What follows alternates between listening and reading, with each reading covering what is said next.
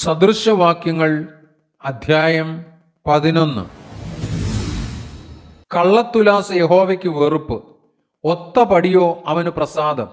അഹങ്കാരം വരുമ്പോൾ ലജ്ജയും വരുന്നു. താഴ്മയുള്ളവരുടെ പക്കലോ ജ്ഞാനമുണ്ട്. നേരുള്ളവരുടെ നിഷ്കളങ്കത്വം അവരെ വഴി നടത്തും.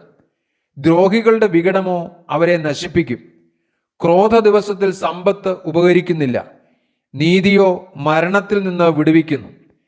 നിഷ്കളങ്കന്റെ നീതി അവന്റെ വഴിയെ ചൊവ്വാക്കും. ദുഷ്ടനോ തൻ്റെ ദുഷ്ടത കൊണ്ട് വീണുപോകും. നേരുള്ളവരുടെ നീതി അവരെ വിടുവിക്കും. ദ്രോഹികളോ തങ്ങളുടെ ദ്രോഹത്താൽ പിടിപെടും.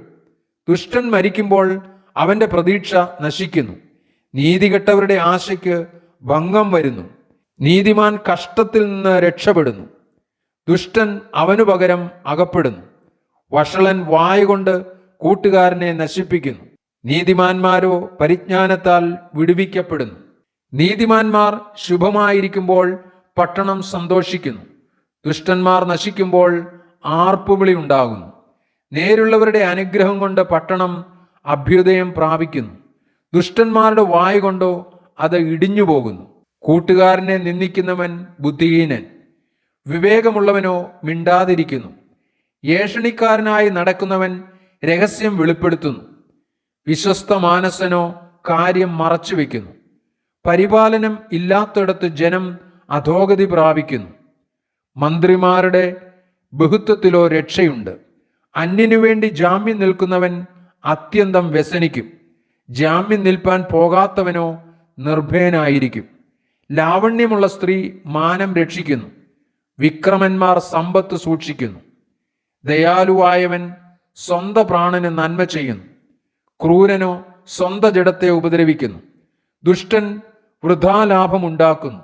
നീതി വിതയ്ക്കുന്നവനോ വാസ്തവമായ പ്രതിഫലം കിട്ടും. നീതിയിൽ സ്ഥിരപ്പെട്ടിരിക്കുന്നവൻ ജീവനെ പ്രാപിക്കുന്നു.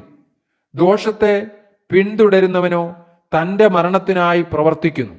വക്രബുദ്ധികൾ യഹോവയ്ക്ക് വെറുപ്പ്. നിഷ്കളങ്ക മാർഗികളോ അവന് പ്രസാദം. ദുഷ്ടന് ശിക്ഷ വരാതിരിക്കയില്ല എന്നതിന് ഞാൻ കൈയടിക്കാം. നീതിമാന്മാരുടെ സന്തതിയോ രക്ഷിക്കപ്പെടും. വിവേകമില്ലാത്ത ഒരു സുന്ദരി പന്നിയുടെ മൂക്കിൽ പൊൻമൂക്കുത്തി പോലെ. നീതിമാന്മാരുടെ ആഗ്രഹം നന്മ തന്നെ. ദുഷ്ടന്മാരുടെ പ്രതീക്ഷയോ ക്രോധമത്രേ. ഒരുത്തൻ വാരി വിതറിയിട്ടും വർദ്ധിച്ചു വരുന്നു. മറ്റൊരുത്തൻ ന്യായവിരുദ്ധമായി ലോപിച്ചിട്ടും ഞെരുക്കമേയുള്ളൂ. ഔദാര്യമാനസൻ പുഷ്ടി പ്രാപിക്കും. തണുപ്പിക്കുന്നവന് തണുപ്പ് കിട്ടും. ധാന്യം പൂട്ടിയിട്ടുകൊണ്ടിരിക്കുന്നവനെ ജനങ്ങൾ ശപിക്കും. അത് വിൽക്കുന്നവന്റെ തലമേലോ അനുഗ്രഹം വരും. നന്മയ്ക്കായി ഉത്സാഹിക്കുന്നവൻ രഞ്ജന സമ്പാദിക്കുന്നു. തിന്മയെ തിരയുന്നവനോ അതുതന്നെ കിട്ടും. തൻ്റെ സമ്പത്തിൽ ആശ്രയിക്കുന്നവൻ വീഴും. നീതിമാന്മാരോ പച്ചയില പോലെ തഴയ്ക്കും. സ്വഭവനത്തെ വലയ്ക്കുന്നവന്റെ അനുഭവം വായുവത്രേ. ഭോഷൻ ജ്ഞാനഹൃദയന് ദാസനായിത്തീരും. നീതിമാന് ജീവവൃക്ഷം പ്രതിഫലം. ജ്ഞാനിയായവൻ ഹൃദയങ്ങളെ നേടുന്നു. നീതിമാന് ഭൂമിയിൽ പ്രതിഫലം കിട്ടുന്നു എങ്കിൽ ദുഷ്ടനും പാപിക്കും എത്രയധികം.